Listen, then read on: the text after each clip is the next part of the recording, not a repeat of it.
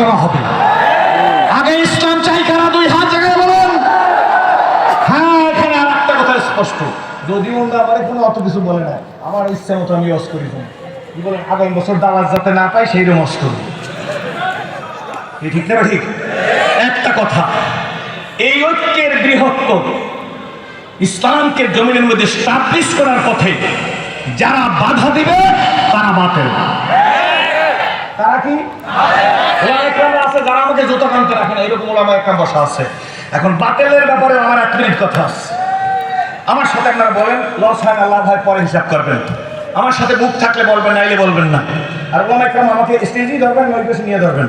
সেটা হইল, আমার সাথে বলেন, আল্লাহর দিন। দিন কার?